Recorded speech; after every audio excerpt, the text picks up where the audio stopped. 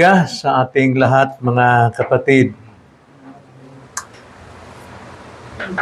In behalf of MGBC, kami taos pusong nagpapasalamat sa inyong pag-invite muli sa amin.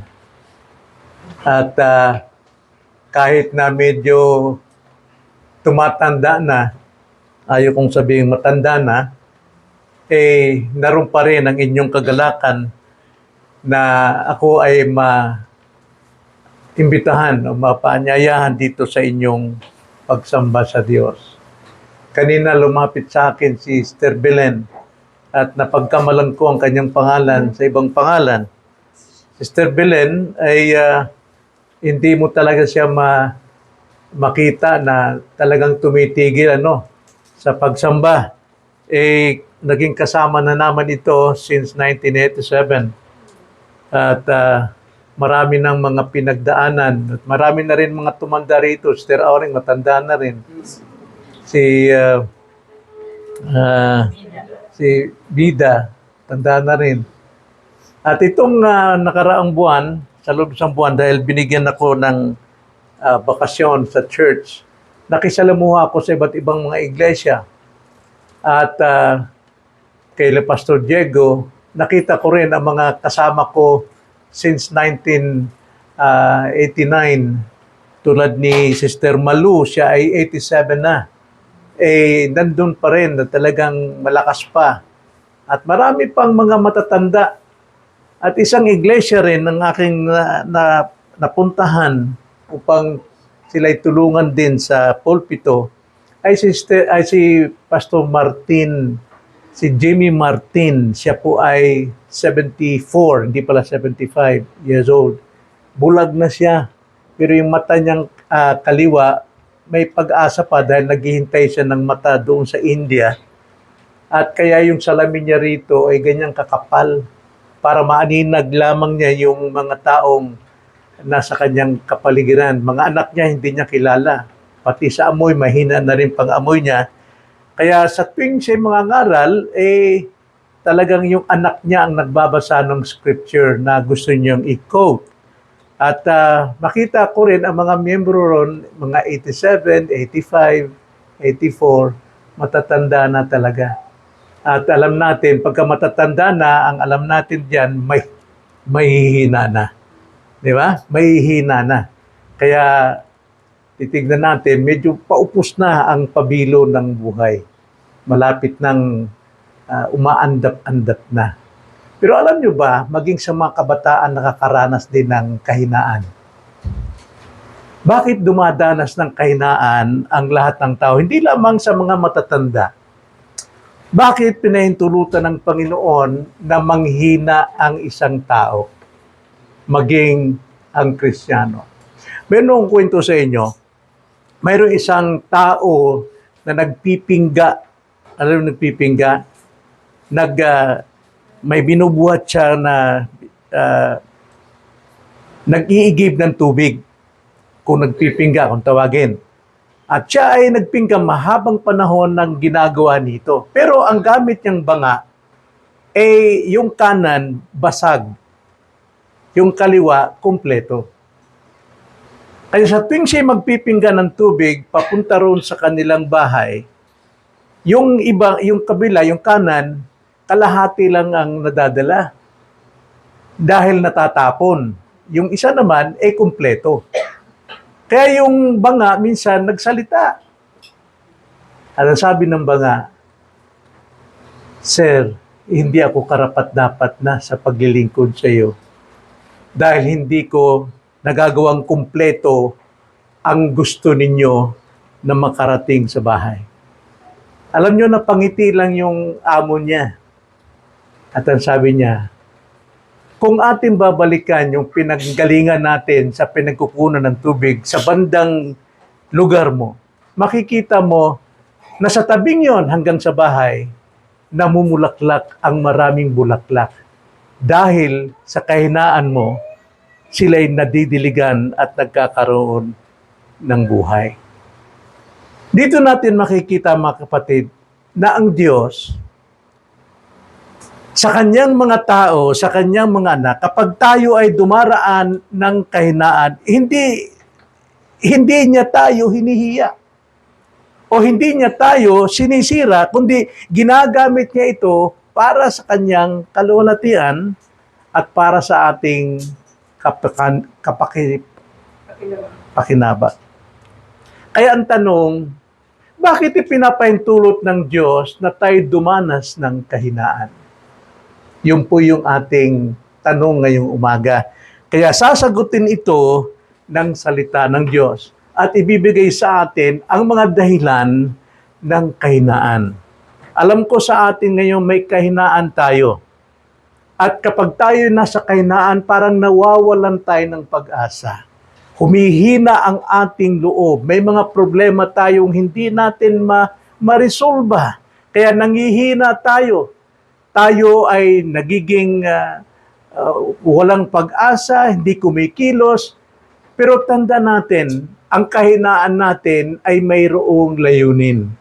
At ito ang nais kong ibahagi sa atin ngayon, ang kahinaan, mga dahilan ng kahinaan. Buksan natin ang ating banal na kasulatan sa 2 Corinthians chapter 12, verse 7 to 10. Ito'y pag-asa ng ating kahinaan. 2 Corinthians chapter 12, verse 7 to 10. Ganito ang sabi, lalo na dahil sa kalabisan ng mga pahayag, kaya't upang ako'y huwag magyabang ng labis, binigyan ako ng isang tinik sa laman, isang sugo ni Satanas, upang ako'y saktan, upang ako'y huwag magmalaki ng labis. 3 ulit akong nanalangin sa Panginoon tungkol dito, na lumayo sana ito sa akin. Subalit sinabi niya sa akin, ang aking biyaya ay sapat na sa iyo, sapagkat ang aking kapangyarihan ay nagiging sakdal sa kahinaan.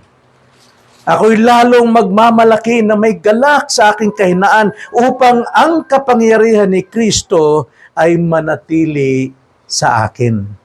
Kaya, alang-alang kay Kristo, ako'y nasisiyahan sa mga kahinaan, paglait, kahirapan, pag-uusig at mga sakuna, sapagkat kapag ako'y mahina, ako nga'y malakas. Bakit ipinapahintulot ng Diyos ang kahinaan sa buhay ng kanyang mga anak? Tayo'y manalangin. Opo, Panginoon, kayo po ay matalino at nasa inyo ang lahat ng bagay, lahat ng pangyayari, lahat ng plano, lahat ng kalooban.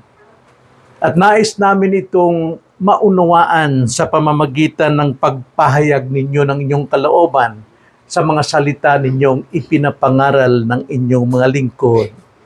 Tulungan niyo kami, Ama, na maging mapagpakumbaba, matuto, umamin, magsuko ng aming buhay upang kayo po ay maluwalhati sa aming buhay at kami lumago sa aming pong pananampalatayang may mga gawa. Tulungan niyo kami, Ama, na tumibay sa aming pong paglilingkod sa inyo at sa aming pamumuhay bilang mga may hinang Kristiyano. Ito ang aming dalangin sa pangalan ng Panginoong Hesus. Amen. Noong aklat po ng Korinto, sinulat ito ni Pablo. At kasama dito na kanyang ipinahayag ang katotohanan na siya mismo ay dumanas ng mga pag-uusig. Siya'y dumanas ng pagtanggi mismo ng kanyang mga kababayan at higit sa lahat, maging sa kanyang mga kapatid sa pananampalataya na kanyang pinaglingkuran. At siya'y hinamak ng mga tao. At dito sa 2 Corinthians chapter 12, hindi lang yon ang kanyang dinadama na kabigatan sa kanyang buhay, kundi siya ay pinanghihina sa tinik sa laman. Ang tinik sa laman, ito'y labis na nagpapasakit kay Pablo sa araw-araw ng kanyang buhay. Pinanghihinaan siya ng loob. Kuminsan may mga problema tayong hindi nawawala. Ito ang nagpapanghina sa atin. Sagabal ito sa kanyang buhay paglilingkod sa Diyos. Naging problema niya ito. 3 beses niyang hiningi sa Panginoon, nang ibig sabihin ng 3 beses, hindi po basta literal na bilang lamang, kundi patuloy niya itong hinihingi sa Diyos, sa paniniwalang ang Diyos ang mag-aalis lamang nito. Ngunit hindi ito dininig ng Panginoon. Bagkos ang sabi ng Panginoon, sapat na ang biyaya ko sa iyo, sapagkat kung nasaang mahina ka, ako ay lumalakas sa kahinaan mo. Kaya nga, mga kapatid, ito'y nagtuturo sa atin na ang ating kahinaan na dumarating sa ating buhay, hindi ito nagkataon. Hindi ito aksidente, kundi bahagi ng matalinong plano ng Diyos. Si Pastor Martin,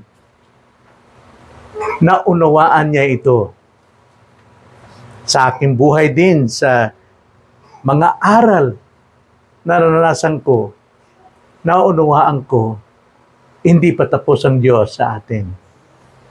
Kanya nga, mula sa kasulatang ito, tignan natin ang ilang mahahalagang dahilan kung bakit pinahintulutan ng Diyos na makaranas tayo ng kahinaan bilang kanyang mga anak. Now, gusto kong tignan ang 4 na dahilan na kanyang ipinahayag dito sa ating talatang binasa.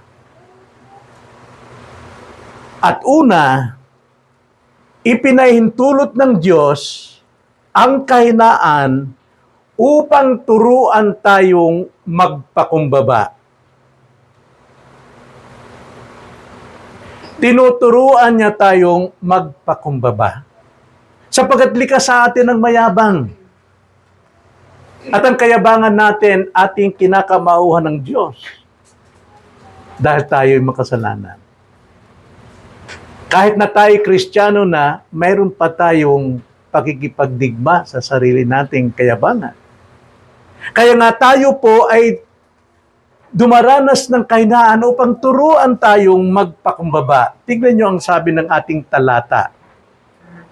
Lalo na dahil sa kalabisan ng mga pahayag. Now, putulin ko muna sandali yun. Kung ating pong babasahin ang naunang mga talata, verse 1 hanggang 6, alam natin si Pablo ay ginagamit ng Diyos mightily. At dahil dito sa kanya pong katapatan, nung siya po ay niligtas ng Panginoon, ang puso niya ay hindi na maalis sa Diyos. Di tulad nung una, siya po'y pumapatay, nagpapahirap sa mga Kristiyanong mananampalataya. Ngunit nung siya'y tawagin, nagbago ang lahat. Siya'y isang lingkod na tapat. At dahil dito, ang Panginoon ay nagpakita sa kanya ng kalabisang kaalaman at karunungan na higit sa lahat. Ang sa totoo, siya'y dinala sa 32 langit. At ipinakita roon ng Diyos ang lahat ng dapat makita ng lahat ng tao. At mismo si Pablo, ang sabi niya, upang wag akong magmayabang, binigyan ako ng tinik sa laman. Yan po yun. Lalo na dahil sa kalabisan ng mga pahayag.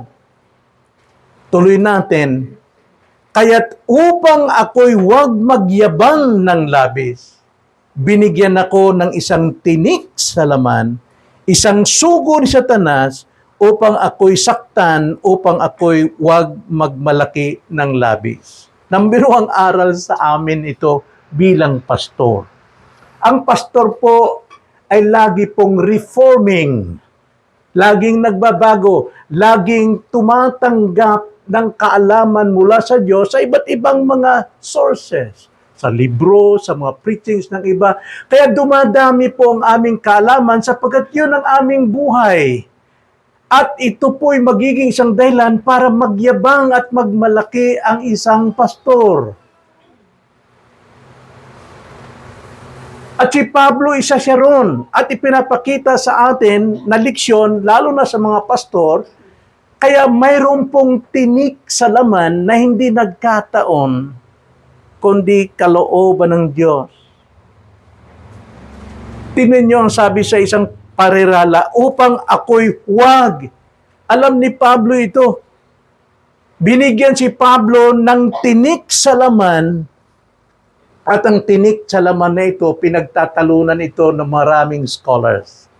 Una, ang sabi, ito raw ay sakit sa mata ni Pablo, nanlalaki raw ang mata ni Pablo o nabubulag siya dahil ang sabi sa Galatians chapter 4 verse 13 to 15, yung kanyang pagkabulag doon sa pagdalaki ng kanyang mga mata, hindi nakapigil sa kanya na ipangaral ang katotohanan ng salita ng Diyos.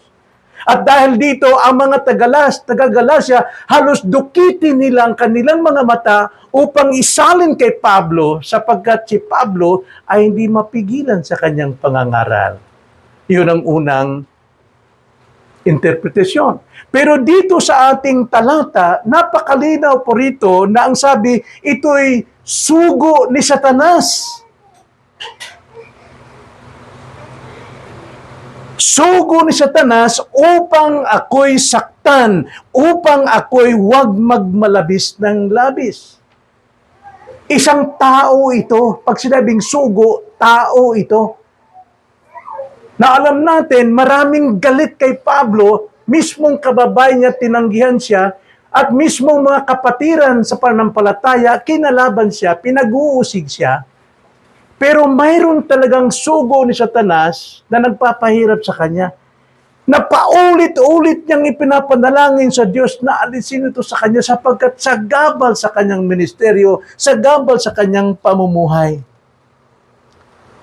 Alam ng Diyos yun na ang talagang sumisira sa isang Kristiyano ay ang kalabang si Satanas. At as Satanas, nagsusugo siya ng iba't ibang paraan upang tayo pahinain. Pero ipinahintulot ng Diyos.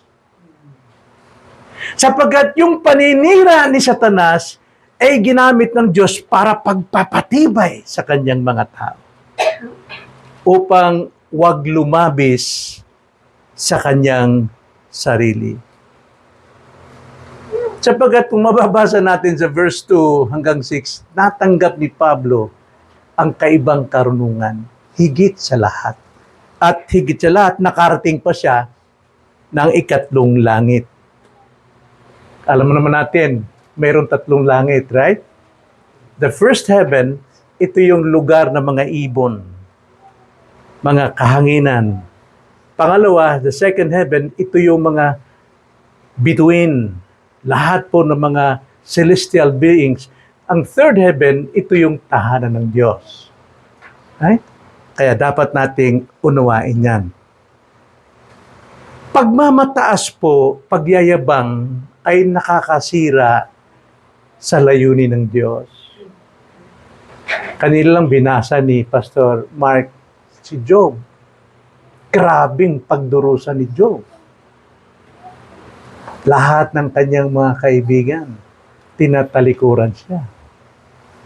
So, wala tayong makita na si Job ay mapagmalaki. Maliban na lang pagdating sa chapter 40 and 42, doon niya nakita na siya pala'y mayabang sa Diyos. Bagamat ang Diyos ang nag-aproba sa kanya chapter 1, verse 1 hanggang 5, na si Job ang pinakamataas at pinakadakilang tao sa balat ng lupa.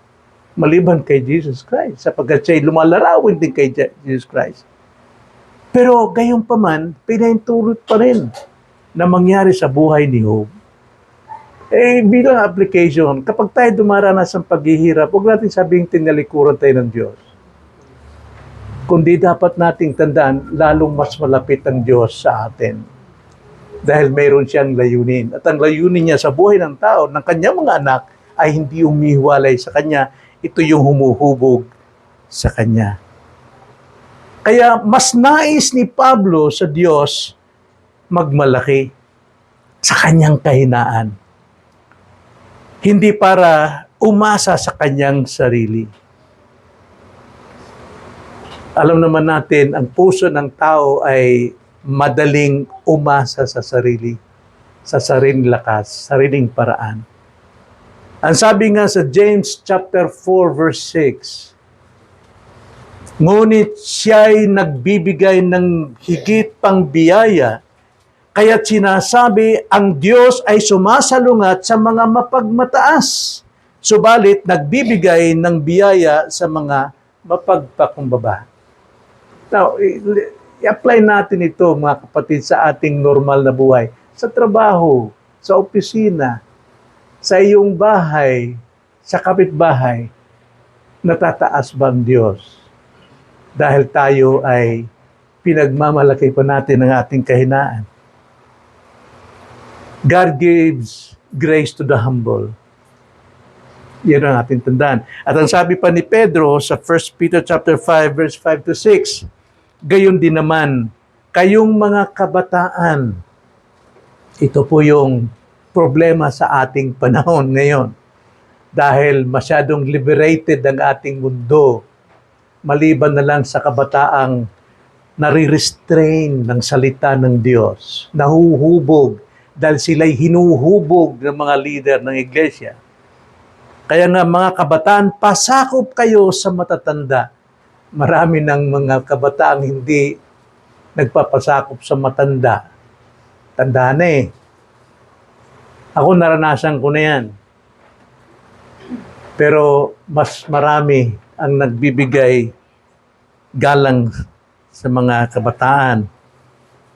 At kayong lahat ay magsuot ng kapakumbabaan sa inyong pakikitungo sa isa't isa, sapagkat ang Diyos ay sumasalungat sa mga palalo, ngunit nagbibigay ng biyaya sa mga mapagpakumbaba. Kaya't kayo'y magpakumbaba sa ilalim ng makapangyarihang kamay ng Diyos. Pag sabing makapangyarihang kamay ng Diyos, sa kanyang kalooban, anuman ang dumating sa atin, Romans 8:28. Ano man ang dumating sa atin, alam natin na ginagawa ito para sa ating kabutihan, upang kayo'y kanyang itaas sa takdang panahon. Alam nyo, ang buhay ng tao, bata ka man o matanda, ay may tutulad o ikinukumpara sa isang punong hitik sa bunga. Kapag ang isang punong hitik sa bunga, naglalaylayan yung mga sanga, di ba? Bumababa eh. At dahil po bumababa, maraming naiinggit. Maraming natutokso na batuhin upang mahulog ang mga bunga dahil nais nilang makatanggap nung kahinugan ng isang puno. Kaya imbes na tayo magalit doon sa mga taong nagmumura sa atin, naninira sa atin, alam natin na ito'y kainggitan lamang sa nakikita niya sa atin.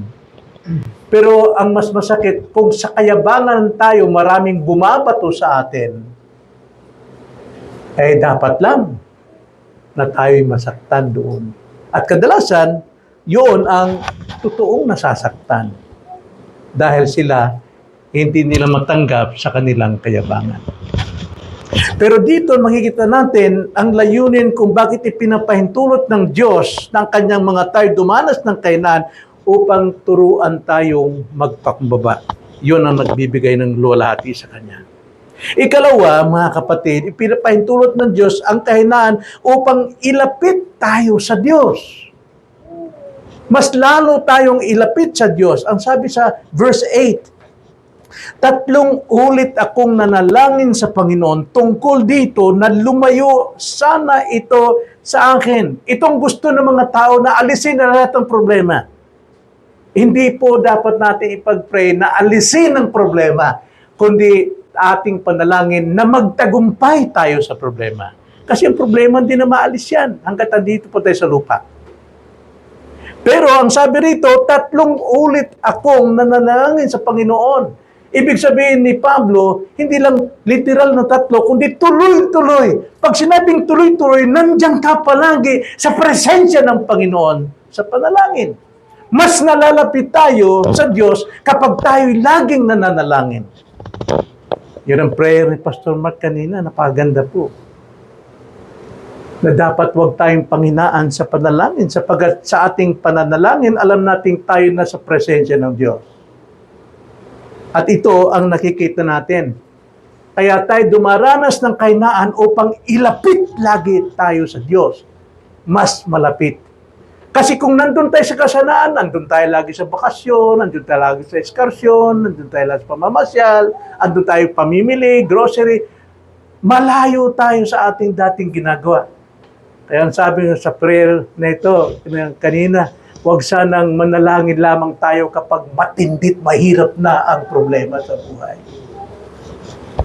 Dapat sa lahat ng pagkakataon, manalangin tayo.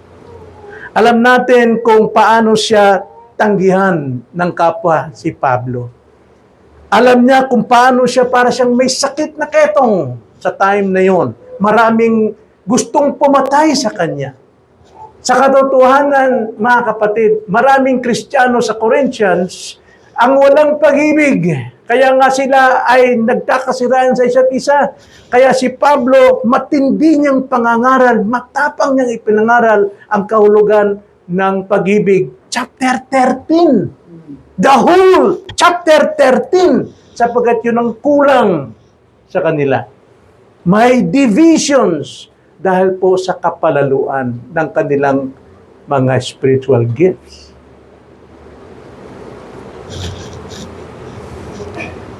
Kaya ito, pinahirapan si Pablo ng sugo ni Satanas. At nakikita ito sa buhay niya, maraming nagagalit sa kanya, maraming umuusig sa kanya. Maraming nag-uusbungan ng mga false apostles. Naiinggit sa kanya, gusto nilang sirain ang gawa, ang ministeryo ni Pablo sa buhay ng mga taga-Korinto. Na mula dun sa lusak ng kasalanan, sa idolatry, sa sexuality, gusto nilang sirain upang manumbalik, pahinain ang lahat ng mga ito. At marami rin ang nadadala ang mga false apostles nito. Pero mas inibig ni Pablo mapalapit sa Diyos. Kahit layuan siya ng kanyang mga kaibigan, maging mga kapatid sa mga pananampalataya. Alam niyo, kadalasan po sa Biblia, ang mga banal na tao ng Diyos, sila yung madalas na higit na nanalangin. Sila yung madalas na laging nasa presensya ng Diyos at kinakausap nila tulad ng pangungusap ni Job sa ating scripture reading. Sapagat ang kahinaan ang siyang nagtutulak sa atin na hanapin ang presensya ng Diyos. Kapag mahina ka, gusto mong madama. Lord, gusto mong madamang nasa kandungan ka niya. At hindi yung approval ng mga tao. Kasi habang maraming humahanga sa iyo, ito ginagatungan ang kapalaluan mo sa puso. Pero kapag ikay nanghihira, pinapahiya ka sa iyong kapwa, maraming mga nagsasalita sa iyo ng talikuran, paninira, ilalo itong nagtutulak sa atin sa presensya ng Panginoon. Kaya hindi po aksidente ang kahinaan. Kailangan lamang nating alamin at kilalanin na sa kahinaan may layunin ng Diyos. Alam nyo naman sa mga anak ninyo, sa bahay tutulog kayo ng gabi. Maliban dun sa mga anak na may kanya-kanyang kwarto, klase. Diba? Pagdating ng bagyo, pagdating ng kidlat, kulog, yun po yung mga batang nasa kwarto, magtatakbo yan papunta sa iyo, sa nanay at tatay. Bakit? Natatakot sila at ang pag-asa nila ng tatay. Pero yung anak na katabi mo sa iyong higaan, hindi kumikilos yan. Tulog yan. Bakit? Alam niyang katabi siya ng kanyang ama. So ganun din, mga kapatid, sa ating pong panalangin sa Panginoon. sa paglapit natin sa presensya ng Diyos. Kahit tayo ay nasa bagyo, unos, kidlat, lindol, alam natin na tayo'y kapiling ng ating Ama. Kaya nga, gawin nating daan ang kahinaan upang tayo'y lalong lumapit sa panalangin sa Diyos. Kundi huwag nating isumpa ang kahinaan natin, ang problema natin. Huwag natin padaling alisin, kundi ipanalangin nating matuto tayo sa layunin at leksyon ng Diyos sa ating kahinaan. Ikatlo, mga kapatid, so nakita natin, ipinapahintulot ng Diyos ang kahinaan upang turuan tayo magpakumbaba at upang ilapit tayo sa Diyos ng higit pa. At ikatlo, upang magtiwala tayo sa kapangyarihan ni Kristo. Ang sabi po sa verse 9 at basahin, subalit sinabi niya sa akin, ang aking biyaya ay sapat na sa iyo. Bakit sapat na? Sapagkat ang aking kapangyarihan ay nagiging sakdal sa kahinaan. Kung ating titignan ng isang sandwich, mga kapatid, tinapay, pag kumain ka ng sandwich na tinapay na gano'n, wala pong sarap eh. Kundi sasabihin mo lang, sarap dito. Pero pag nilagyan mo yan ng hotdog, mga kapatid, iba. Talagang nag-iilaw ang iyong mata dahil sa kasarapan, sapat na sapat. Ganon din sa kahinaan natin, nalulungkot tayo. Pero kapag tayo po ay nagtitiwala sa Diyos na ang kanyang kapangyarihan nasa gitna ng ating kahinaan, alam nating sapat ang biyaya ng Diyos sa ating buhay. Kaya nga sabi, ang aking biyaya ay sapat na sa iyo sapagkat ang aking kapangyarihan ay nagiging sakdal sa kahinaan. Kaya sabi ni Pablo, ako'y lalong magmamalaki na may galak sa aking kahinaan upang ang kapangyarihan ni Kristo ay manatili sa akin. Sino sa inyo rito ang laging tumatawa, tumaalakak dahil siya ay may problema? Si Rico Puno lang yata yun eh. Sino yun? Freddy Aguilar. Pero dito sinasabi, dapat doon tayo lalong sumaya kapag tayo po'y nakakaranas ng kahinaan dahil sa katotohanan, hindi dahil baliw tayo, kundi may pinangahawakan tayong katotohanan na nagpapatibay ng ating panampalataya na sa ating kahinaan lalong lumalaganap o lalong timitindi ang kapangyarihan ni Kristo sa ating buhay. Alam natin ang Book of Philippians, tinawag na Book of Joy. Pero tingnan mo naman ang kanilang paliwanag ni Pablo, puros problema. Siya nakakulong. Pero tuturo siya, rejoice in the Lord. I will say it again, rejoice. Why? Ito po yung katotohanan ng pinanghawakan. Na habang mahina tayo, lalong tumitindi ang kapangyarihan ni Kristo sa atin. Yun po yung katotohanan ng Kristiyano. Kaya ang Kristiyano nga, tama yung born again, ang Kristiyano ay masayang tunay. Masayang tunay. Totoo yun, kung alam ang katotohanan ito. Pero kadalasan sa Pentecostal, panay emotional lamang. Kunwari lang, saya-saya. Pero sa loob, may problema, asawa, lasinggero. Ito po yung katotohanan. Bakit pinahintulutan ng Diyos ang kahinaan? Upang magtiwala tayo sa kapangyarihan ni Kristo. Kadalasan ginagamit ng Philippians 4:13, I can do all things through Christ kapag may problema tayo. Na para bang nasa lakas mo, nasa paraan mo. Ang sabi nga, through Christ nga eh. Ito yung sandwich eh. Ito yung hotdog ng ating tinapay. Kapag tayo po ay nasa problema. Kaya ang sabi ni Paul, ako'y lalong magmamalaki na may galak sa aking kahinaan. Dahil sa context na ito, alam niya ang kanyang pananampalataya.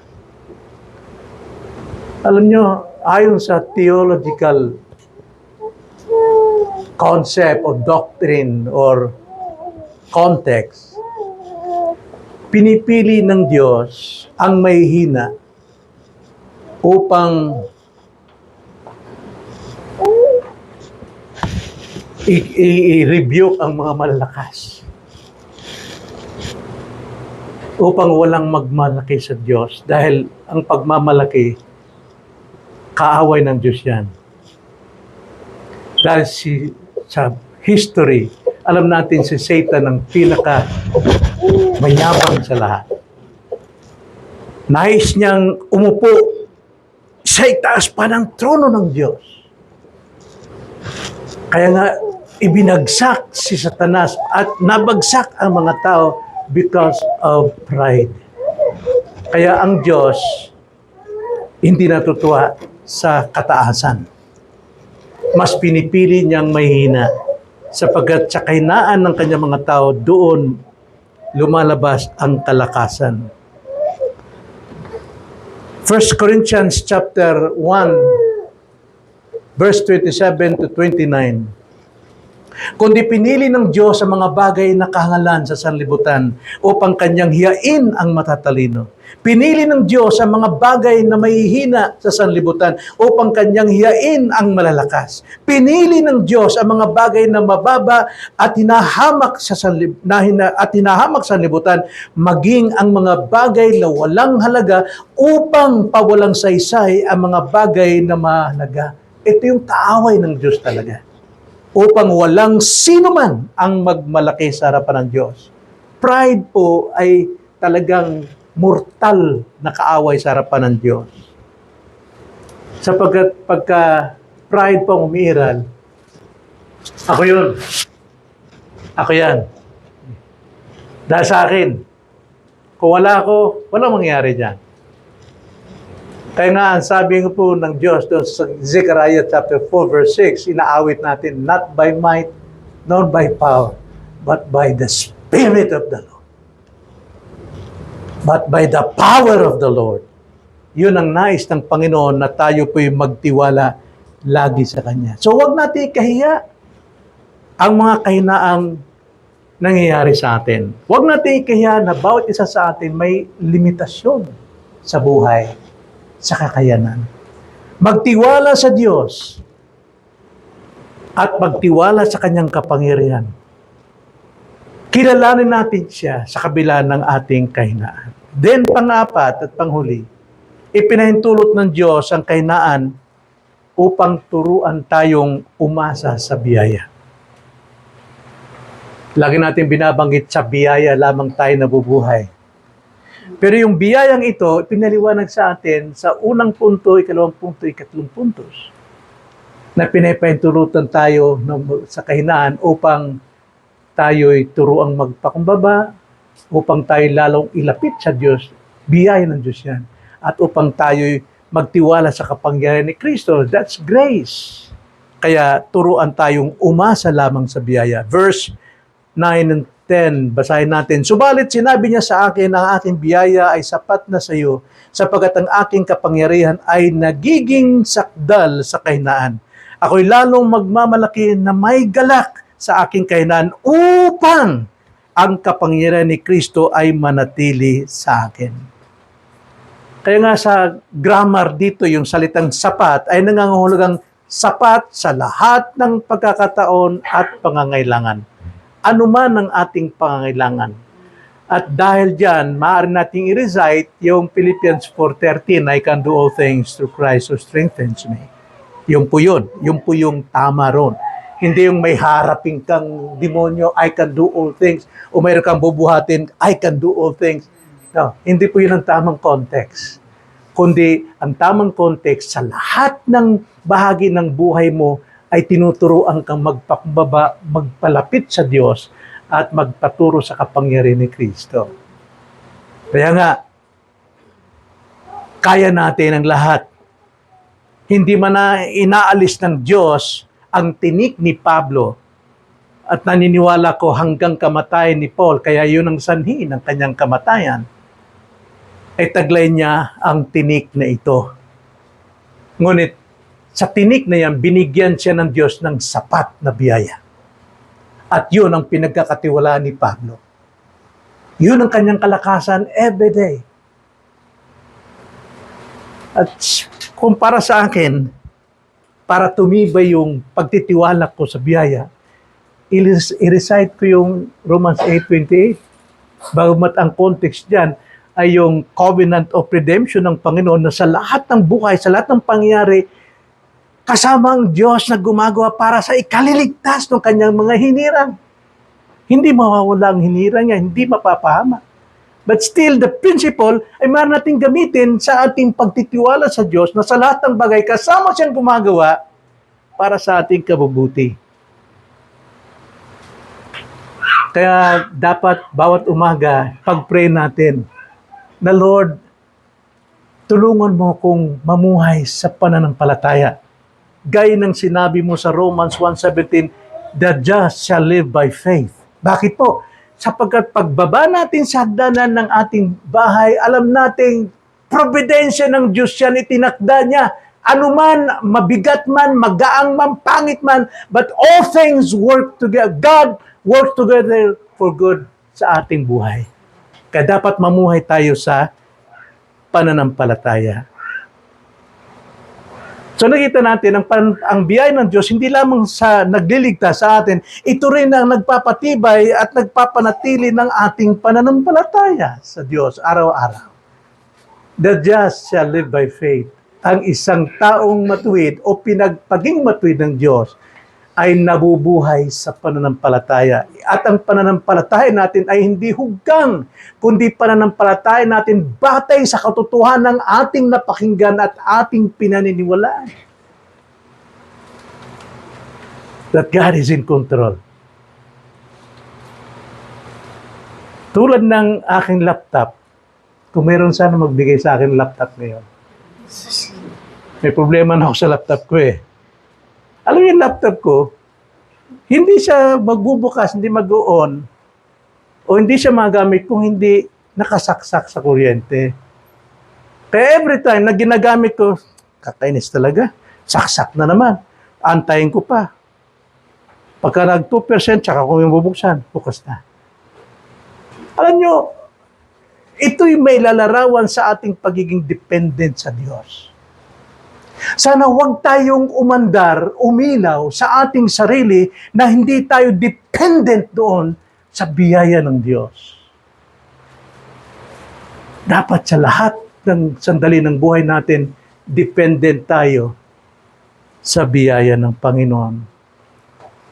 Kaya bilang paglalapat natin, umasa tayo sa biyaya ng Diyos araw-araw. Mamuhay tayo sa biyaya ng Diyos araw-araw. Huwag umasa sa sarili nating kakayahan.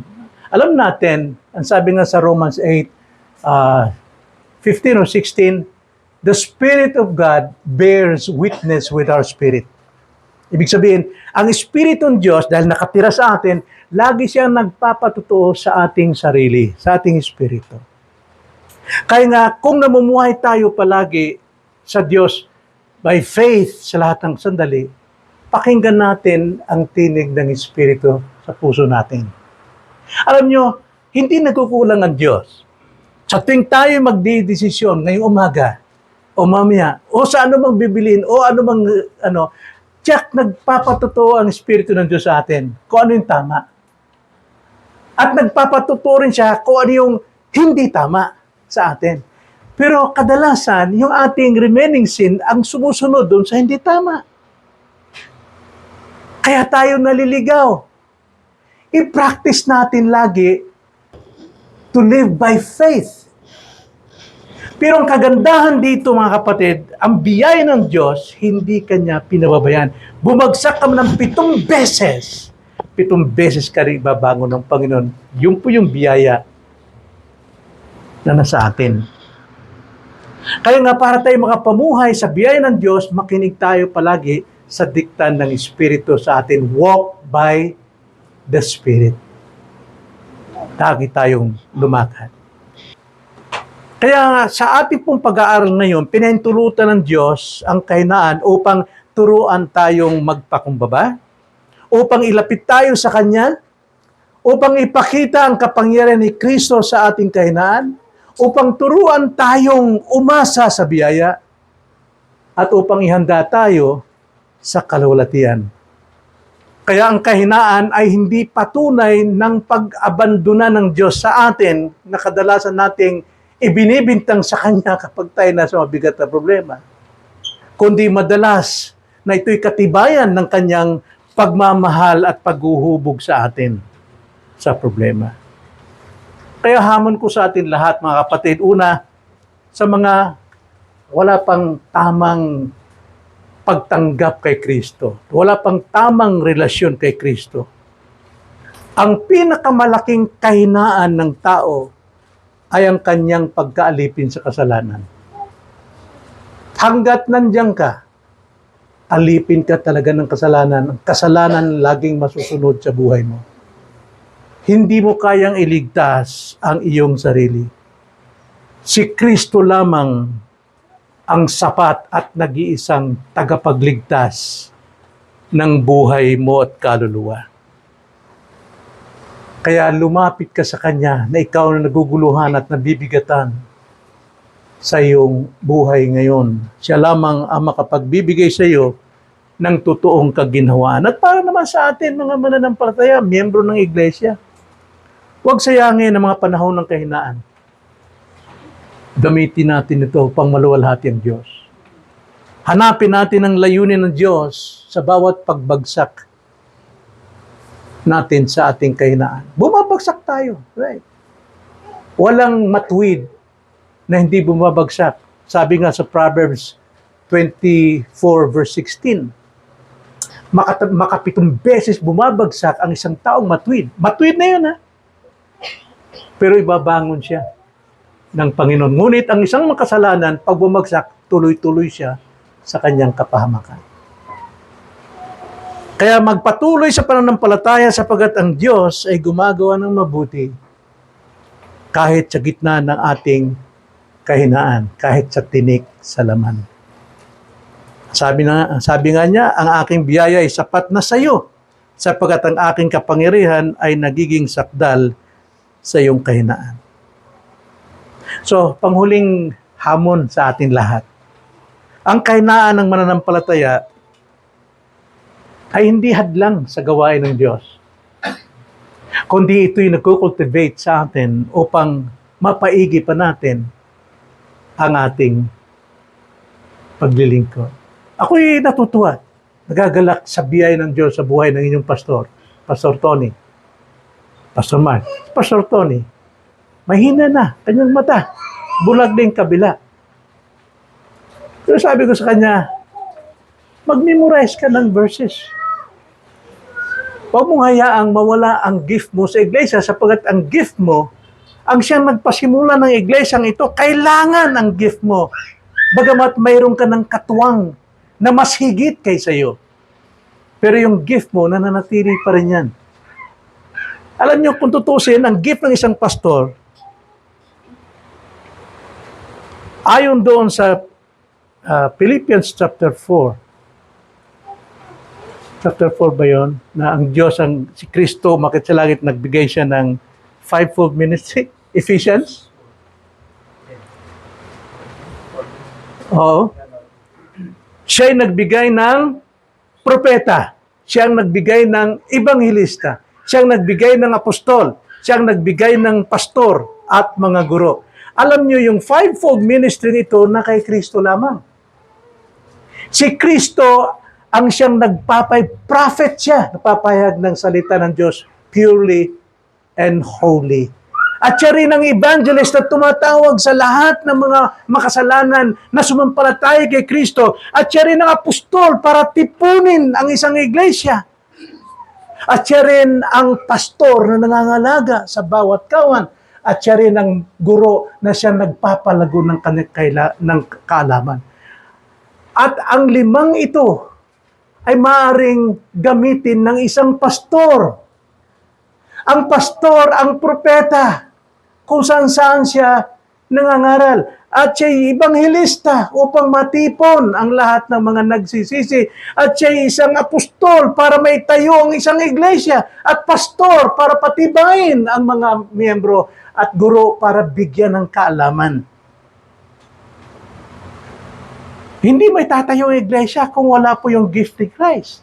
Si Christ ang siyang nagbigay ng gift at siya nagtatayo sa pamamagitan ng kanyang lingkod.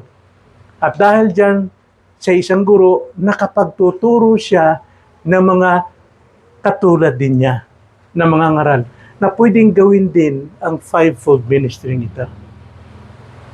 Kaya nga, ang kahinaan ng mananampalataya ay hindi hadlang sa gawain tulad ng yan kay Pastor Bulag. Pero hindi ibig sabihin tapos na. No, it's not the end. It's the beginning. Simula pa lamang ito sa pagpapatuloy dahil sa kanyang biyaya, kapangyarihan, at kaluwalhatian. Amen. Tayo manalangin. Panginoon, salamat po sa inyo pong mga salita na siyang ilaw ng aming mga paa upang huwag kaming madupilas sa aming mga sariling kapalaluan, kayabangan, at liwanag ng aming landas upang ituro lamang kami sa kaluwalhatian ni Kristo na siyang ilaw ng buong sanlibutan. Salamat po sa iyong mga salita na patuloy na gumagabay sa amin upang makapamuhay kami ayon sa iyong kalooban lamang. Maraming salamat po, itong aming dalangin sa pangalan ng Panginoong Hesus. Amen.